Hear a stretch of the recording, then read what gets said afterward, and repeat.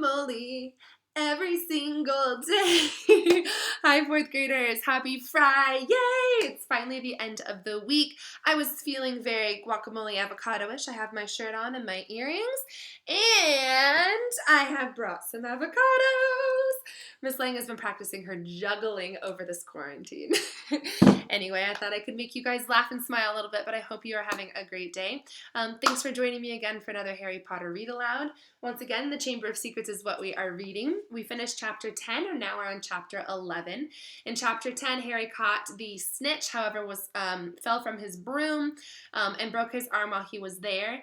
And then Dobby came and visited him. Dobby was that house elf, and Dobby explained to Harry that he was the one that didn't allow him and Ron to make the train to get to Hogwarts.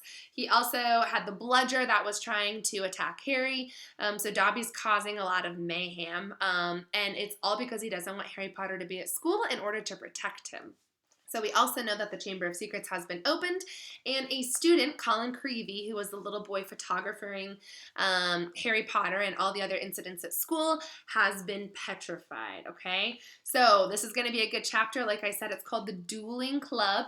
There's a little picture here of somebody we are not sure, and we will figure out what happens. So I hope you guys enjoy. Harry woke up Sunday morning to find the dormitory blazing with winter sunlight and his arm reboned but very stiff. He sat up quickly and looked over at Colin's bed, but it had been blocked from view by the high curtains Harry had changed behind yesterday.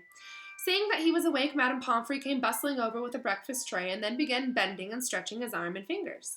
"All in order," she said, as he clumsily fed himself porridge left-handed. When he finished eating, he left. Harry dressed as quickly as he could and hurried off to the Gryffindor Tower, desperate to find Ron and Hermione and tell them about Colin and Dobby. But they weren't there. Harry left to look for them, wondering where they could have gone to, and felt slightly hurt that they weren't interested in whether he had his bones back or not. As Harry passed the library, Percy Weasley strolled out of it looking in far better spirits than the last time they'd met. "Oh, hello, Harry," he said. "Excellent flying yesterday, really excellent. Gryffindor has taken the lead for the House Cup. You earned 50 points. "You haven't seen Ron or Hermione, have you?" said Harry. "No, I haven't," said Percy, his smile fading. "I hope Ron's not in another girl's toilet." Harry forced a laugh and watched Percy walk out of sight and then headed straight for Moaning Myrtle's bathroom. He couldn't see why Ron and Hermione would be in there again, but after making sure that neither Filch nor any prefects were around, he opened the door and heard their voices coming from a locked stall. "It's me," he said, closing the door behind them. There was a clunk, a splash, and a gasp from within the stall, and he saw Hermione's eye peering through the keyhole. "Harry," she said, "you gave us such a fright. Come in, how's your arm?" "Fine," said Harry, squeezing into the stall. An old cauldron was perched on the toilet, and a crackling from under the rim told Harry that they had lit a fire beneath it. Conjuring up portable water purifiers was the specialty of Hermione's. We've come to meet you, but we decided to get started in the Polyjuice Potion," Ron explained, as Harry with difficulty locked the stall again. "We've decided this is the safest place to hide it." Harry started to tell them about Colin, but Hermione interrupted. "We already know. We heard Professor McGonagall telling Professor Flitwick this morning. That's why we decided we better get going." "The sooner we get a confession out of Malfoy, the better," snarled Ron. "Do you know what I think? He was in such a foul temper after the Quidditch match that he took it out on Colin." "There's something else," said Harry, watching Hermione tearing bundles of knotgrass and throwing them into the potion. "Dobby came to visit me in the middle of the night." Ron and Hermione looked up amazed. Harry told them everything Dobby had told him, or hadn't told him. Hermione and Ron listened with their mouths open. "The Chamber of Secrets has been opened before?" Hermione said. "This settles it," said Ron in triumphant voice. "Lucius Malfoy must have opened the chamber when he was at school here, and now he told his dear son Draco how to do it. It's obvious. Wish Dobby had told you what kind of monster's in there, though. I want to know how come nobody's noticed it sneaking around the school." "Maybe it can make itself invisible," said Hermione, prodding leeches to the bottom of the cauldron. "Or maybe it can disguise itself, pretend to be a suit of armor or something. I've read about chameleon ghosts." "You read too much," Hermione said Ron, pouring dead lace leeches on top of the leeches. He crumpled up the empty lace wig bag and looked at Harry. "So, Dobby stopped us from getting on the train and broke your arm." He shook his head. "You know what, Harry? If he doesn't stop trying to save your life, he's going to kill you." The news that Colin Creevey had been attacked was now lying as though dead in the hospital wing had spread through the entire school by Monday morning. The air was suddenly thick with rumor and suspicion. The first years were now moving around the castle in tight-knit groups, as though scared that they would be attacked if they were ventured forth alone. Ginny Weasley, who sat next to Colin Creevey and Charms, was distraught, but Harry felt that Fred and George were going the wrong way about cheering her up. They were taking turns covering themselves with fur and boils and jumping out at her from behind statues. They only stopped when Percy, apologetic with rage, told them he was going to write Mrs. Weasley and tell her Ginny was having nightmares. Meanwhile, hidden from the teachers, a roaring trade in talismans, amulets, and other protective devices were sweeping the school. Neville Longbottom bought a large, evil-smelling green onion, a pointed purple crystal, and a rotting newt tail before the other Gryffindor boys pointed out that he was not in danger because he was a pureblood and therefore unlikely to be attacked. They went for Filch first, Neville said, his round, fearful face pressed to everyone else's. And everyone knows I'm almost a squid. In the second week of December, Professor McGonagall came around as usual, collecting names of those who would be staying at school for Christmas. Harry, Ron, and Hermione signed her list. They had heard that Malfoy was staying, which struck them as very suspicious. The holidays would be the perfect time to use the Polyjuice potion and try to worm a confession out of him. Unfortunately, the potion was only half finished. They still needed the bison horn and the boomslang skin, and the only place that they were going to get it was from Snape's private stores. Harry privately felt he'd rather face Slytherin's legendary monster than let Snape catch him robbing his office. "What we need," said Hermione briskly, as Thursday afternoon's double potions lesson loomed near, "is a diversion. Then one of us could sneak into Snape's office and take what we need." Harry looked at Ron nervously. "I think I better do the actual stealing," Hermione continued in a matter-of-fact tone.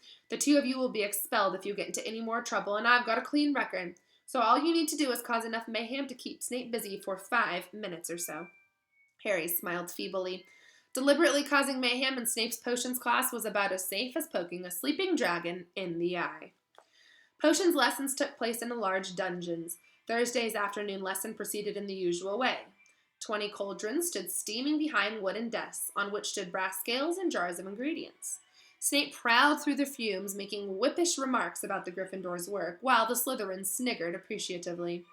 Draco Malfoy, who was Snape's favorite student, kept flickering pufferfish eyes at Ron and Harry, who knew that if they retaliated, they would get detention faster than they could say unfair. Harry's swelling solution was far too runny, but he had his mind on more important things. He was waiting for Hermione's signal, and he had hardly listened as Snape paused to sneer at his watery potion. When Snape turned and walked off to bully Neville, Hermione caught Harry's eye and nodded. Harry ducked swiftly down behind his cauldron, pulled one of Fred Filibuster's fireworks out of his pocket, and gave it a quick prod with his wand. The firework began to fizz and sputter. Knowing he had only seconds, Harry straightened up, took aim, and lobbed it in the air. It landed right on target in Goyle's cauldron. Goyle's potion exploded, showering the whole class. People shrieked as splashes of swelling solution hit them. Malfoy got a faceful on his nose, and it began to swell like a balloon. Goyle blundered around, his hands on his eyes, which had expanded to the size of dinner plates. Snape was trying to restore calm and find out what had happened. Through the confusion, Harry saw Hermione slip quietly into Snape's office. "Silence! Silence!" Snape roared. "Anyone who has been splashed, come here for a deflating draught. When I find out who did this..." Harry tried not to laugh as he watched Malfoy hurry forward, his head drooping with the weight of his nose like a small melon. As half the class lumbered up to Snape's desk, they weighted down with arms like clubs, others unable to talk through gigantic, puffed-up lips. Harry saw Hermione slide back into the dungeon, the front of her robes bulging. When everyone had taken a swig of antidote and the various swellings had subsided, Snape swept over to Goyle's cauldron and scooped out the twisted black remains of the firework. There was a sudden hush. "If I ever find two through this," Snape whispered, "I shall make sure that every person is expelled." Harry arranged his face into what he hoped was a puzzled expression. Snape was looking right at him, and the bell that rang 10 minutes later could not have been more welcome. "He knew it was me," Harry told Ron and Hermione as they hurried back to Moaning Myrtle's bathroom. "I could tell." Hermione threw the new ingredients into the cauldron and began to stir feverishly. "It'll be ready in 2 weeks," she said happily. "Snape can't prove it was you," said Ron reassuringly to Harry. "What can he do?" "Knowing Snape, something foul," said Harry, as the potion frothed and bubbled. All right, I'm going to stop right there now. We haven't finished chapter 11, so we're going to have to keep reading to figure out the rest. The potion's going to be ready in 2 weeks, and remember, once they take that potion, they can turn into someone else. Their bodies will change. So they're probably going to turn into someone that is close to Malfoy, so they can ask him if he is the one that has opened the Chamber of Secrets, okay? So exciting things coming soon. I hope you're enjoying. Hope that you enjoyed my little avocado show.